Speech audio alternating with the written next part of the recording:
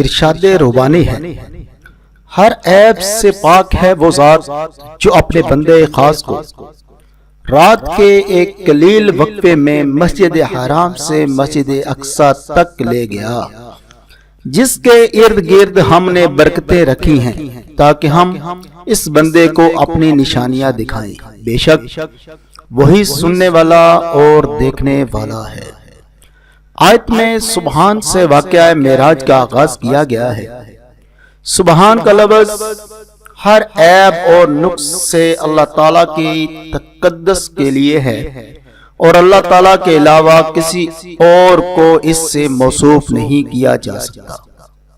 حضرت عبداللہ بن مسعود روایت کرتے ہیں کہ معراج کی شب رسول اللہ صلی اللہ علیہ وآلہ وسلم کو 3 چیزیں دی گئیں: 5 وقتہ نماز، سورۃ بقرہ کی آخری آیات، اور امت میں سے جس نے شرک نہ کیا ہو اس کی بخشش اور مغفرت۔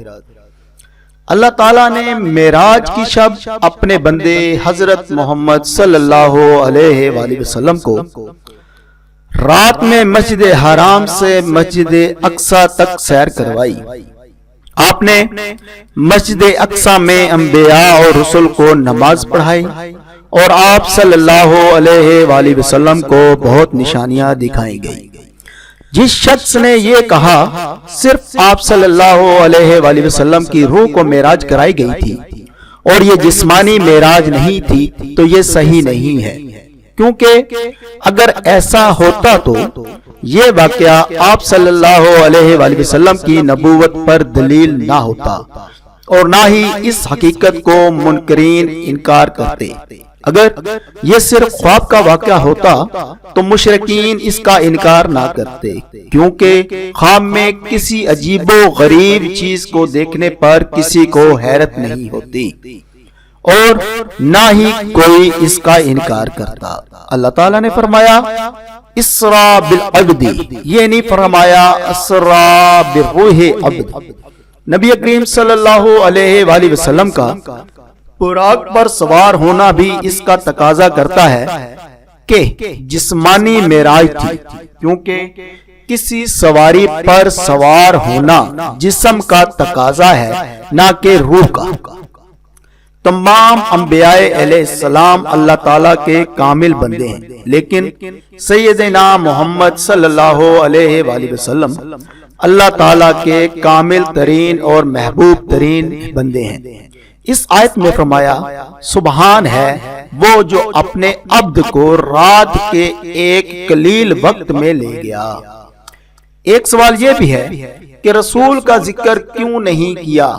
یوں کیوں نہیں فرمایا سبحان ہے وہ ذات جو اپنے رسول کو لے گیا؟ اس کا جواب یہ ہے کہ رسول وہ ہے جو اللہ کے پاس سے بندوں کی طرف لوٹ آئے اور عبد وہ ہے جو بندوں کی طرف سے اللہ کے پاس جائے۔ یہ اللہ کے پاس سے آنے کا نہیں، اللہ کی طرف جانے کا موقع تھا، اس لیے یہاں رسول کا ذکر نہیں عبد کا ذکر مناسب تھا۔ حضرت سیدنا محمد صلی اللہ علیہ وآلہ وسلم کے لیے اللہ تعالیٰ نے فرمایا اللہ آپ کو لے کر گیا۔ حضرت موسیٰ علیہ السلام کے متعلق فرمایا موسیٰ ہمارے مقرر کیے ہوئے وقت پر آئے۔ حضرت ابراہیم علیہ السلام کے بارے میں فرمایا ابراہیم نے کہا بے شک میں اپنے رب کی طرف جانے والا ہوں۔ حضرت موسیٰ اور حضرت ابراہیم از خود گئے۔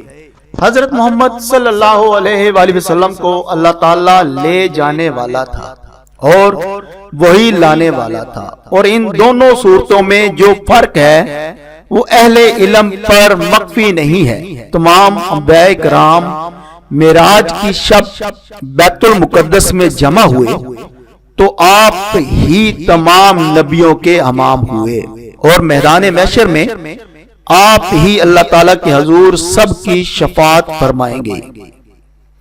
یہی وہ مقام محمود ہے جو آپ کے سوا کسی کو حاصل نہیں، اور جس کا قرآن میں اللہ تعالیٰ نے صرف آپ ہی سے وعدہ فرمایا ہے۔ نبی کریم صلی اللہ علیہ وآلہ وسلم نے بیت المقدس میں انبیاء علیہ السلام کو نماز پڑھائی۔ انبیاء کی 7 صفیں تھیں اور 3 صفیں مرسلین کی تھی، اور فرشتوں نے بھی ان کے ساتھ نماز پڑھی۔ یہ آپ کی خصوصیت ہے، اور اس میں یہ حکمت تھی کہ ظاہر کیا جائے آپ صلی اللہ علیہ وآلہ وسلم تمام انبیاء کے امام ہیں۔ سوال ہوتا ہے کہ ایک خاص وقت میں اتنی طویل اور عظیم سیر کیسے ہو گئی؟ علماء نے یہ نکتہ بیان کیا ہے کہ نبی اکرم صلی اللہ علیہ وآلہ وسلم بامنزلہ روح ہیں، اور یہ کائنات بامنزلہ جسم ہے، اور جب جسم سے روح نکل جائے تو جسم مردہ ہو جاتا ہے۔ تو جب نبی کریم صلی اللہ علیہ وآلہ وسلم اس کائنات سے نکل گئے تو یہ کائنات مردہ اور ساکن ہو گئی، اور جب آپ صلی اللہ علیہ وآلہ وسلم اس کائنات میں واپس آئے تو یہ کائنات پھر زندہ اور متحرک ہو گئی۔ آسمانوں، زمینوں، سورج اور سیاروں کی گردش جہاں تک پہنچتی تھی وہیں رک گئی، اور جب آپ صلی اللہ علیہ وآلہ وسلم کائنات میں داخل ہوئے تو وہ گردش وہیں سے پھر شروع ہو گئی، اور آپ گھر آئے تو آپ کا بستر اسی طرح گرم تھا اور زنجیر بھی ہل رہی تھی، وضو کا پانی بھی جاری تھا۔ جن چیزوں کے ساتھ نبی کریم صلی اللہ علیہ وآلہ وسلم کی معراج کا تعلق تھا انہیں اللہ تعالیٰ نے اپنے حال پر متحرک رکھا، اور ان کے علاوہ باقی کائنات کو بے جان اور ساکن کر دیا تھا۔ اور جب آپ صلی اللہ علیہ وآلہ وسلم واپس سفر معراج سے تشریف لائے تو پھر ہر چیز وہیں سے حرکت کرنے لگی جہاں سے آپ چھوڑ کر گئے تھے۔